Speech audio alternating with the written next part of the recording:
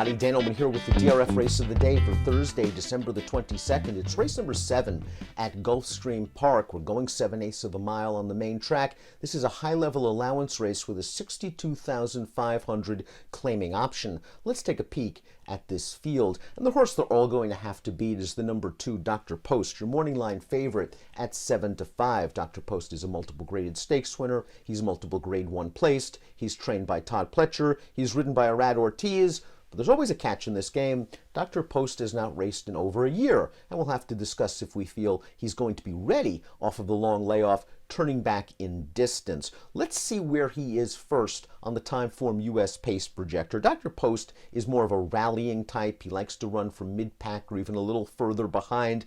I don't really think the pace scenario is going to affect him that much. He should be a little bit fresh off the layoff. And there's just a possibility that he's better than these horses, and he can overcome any sort of race flow simply because of his class. He's the horse to beat. We'll talk about Pletcher's ability off of layoffs in a bit. But let's start off with one of the main contenders in this race, the second choice on the morning line, the number 1, Endorsed. And we'll watch his most recent race at Keeneland, a high-level allowance race back in November. He broke from the inside post. He raced in mid-pack behind a slow pace. He comes to the outside. He's going to get up for second in a race where the 4th-place finisher would come back to run second in a high-level allowance over the poly track at Turfway with a 94 buyer. There are plenty of things to like about Endorsed. He's raced against extremely tough competition. He's multiple graded stakes placed in his career. He was 4th in the Pegasus World Cup last year. The problem with Endorsed is he just doesn't win very often. He started his career on a promising note, 4 for his first 8, but he's currently mired in a 23-race losing streak. Now, he's going to take money in this race, and deservedly so, but how low do you want to go on the tote for a horse that hasn't won since 2020 back at Oaklawn Park in a high-level allowance? Endorsed is a dangerous late threat. He has the recency advantage over the horse to beat, but he just doesn't win very often, so you might want to demand a little bit more value. The 2 is Dr. Post. We mentioned all of his positives. When he ran in the Clark last time out at Churchill Downs, he missed the break completely in a race that featured obviously top horses. Midnight Bourbon came back and ran second in a grade 3 at the Fairgrounds with a 105 buyer, then was 3rd in the Rich Saudi Cup. You throw that race out, you're left with a 3rd in the Woodward, you're left with a 3rd in the Pacific Classic, and you're left with a very good-looking win in the Monmouth Cup. And in the Pacific Classic, by the way, this was made a very sort of a weird race where he made a bit of an early move, and then he backed out of it, and then he came with another run. Ran in spots that day. Dr. Post is turning back to 7 and a sprint race for the first time since his second lifetime start. That race was off the layoff at Gulfstream Park. He won that day. Maybe he's better at slightly longer distances. He's obviously the horse to beat. You click on Todd's name in your free formulator past performances and you play around with the trainer stats. You'll see he's 3 for 6 at Gulfstream on dirt with horses coming off lengthy layoffs. And he's usually of a year or greater. And he's about 31% overall with horses coming back off a 365-day layoff or more. He does very well with these horses, and Dr. Post is obviously the horse to beat. Legends Can't Die is the number 3. This horse is going to try dirt for the first time for trainer George Weaver.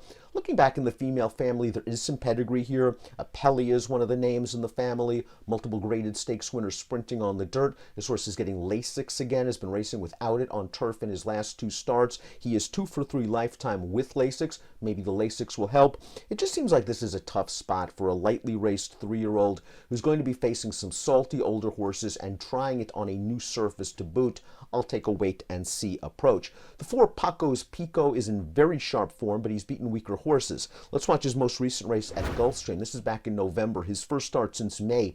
He made a very likable 3-wide brush into a moderate pace to make the lead, and he keeps on to his business, earning a career-best 87 buyer speed figure. He beat 2 minor next-out winners in this race. As you saw in the pace projector, he has the tactical speed to be sitting behind a long shot. He's going to get first run on horses like Dr. Post and Endorsed. It's all whether he's good enough. That last race was a first-level allowance. This is not your standard second-level allowance race. Horses like Dr. Post has already blown through that condition. So Paco's Pico's taking a double step up in class. I do like his tactical speed. I do like his upside potential. He's 6-1 on the morning line. Palace Kitten is up next, and he's sort of been stuck in this level for a while. He was 4th last time out, but he was up close to a reasonable pace that day, and he just didn't kick on with the other horses. He's a 4-time winner, 7 seconds. Honest, but Honest may not be able to cut it against these graded stakes sort of performers.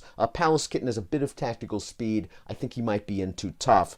Hammer Lane, as mentioned earlier, is expected to make the early running. He finished ahead of 2 next out winners in his most recent start, a 3 life allowance back over the Tapeta at Presque Isle Downs in September. Not only did he finish ahead of those 2 next out winners, the runner-up came back to run third in a $40,000 claimer with an 80 buyer, then came back to win a first level allowance with a 79, both over the Tapeta. He has won 2 of his last 3 starts on dirt. He has a lot of early speed, but he is going to be coming off of a layoff and stepping up to face tougher horses. He is a big price on the tote. Catton is a horse I've always liked, the number 7. This horse is a stakes-winning sprinter. He won the inaugural back in Tampa Bay towards the end of 2021, and his most recent start was going a mile. He sort of got hung outside in a race where I didn't think there was a ton of pace.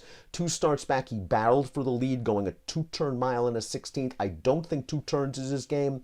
I don't think being up front is his game. He's going to turn back to a sprint, and I think that's really going to help this horse, and I think he's going to get something to run at. So he might work out a nice trip, tracking the pace from the outside, making a bid into the turn. He's getting Lasix once again, and he runs well fresh. This is a horse that you might want to consider at a big price if you feel Dr. Post isn't going to show up with his best effort. Chivalry is a horse that has an awful lot of class. He was second in the Florida Derby back in 2020, and he's raced against some top horses for most of his career based down in South Florida. My issue with Chivalry is he's now 5-year-old and he hasn't really improved much since that 2020 Florida Derby. Last time out at Tampa Bay, they ran him 7/8 of a mile.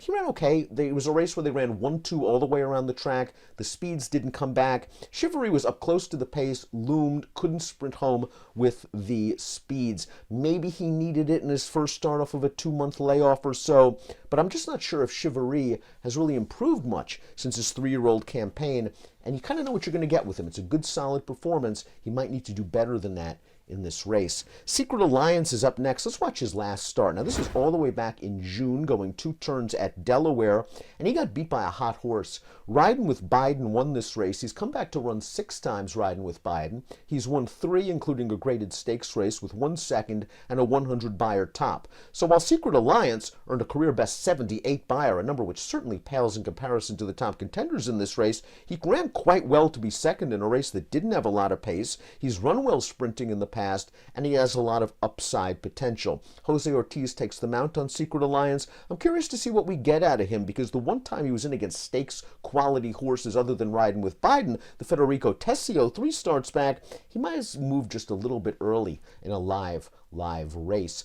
Before we get to my top selections, please click the subscribe button on the Daily Racing Form YouTube channel for all the latest DRF video franchises. Top pick time. Not sure I want to have too much money in against Dr. Post, but if I'm going to bet against him, it might be with the upwardly mobile number 4, Paco's Pico. This is a gigantic step up in class. I do like his tactical gear, the fact that he's sharp and has recency over Dr. Post. He's going to make a run at the speed before Dr. Post, before endorsed, and he might be in front when they turn into the stretch. 6-1 on Paco's Pico. I'm greedy. I want a little bit more. I'm going 4-2-7-1 in the Thursday DRF race of the day. We'll see how Dr. Post and Endorse do, and if they do well here, we might see him on Pegasus World Cup Day. Good luck.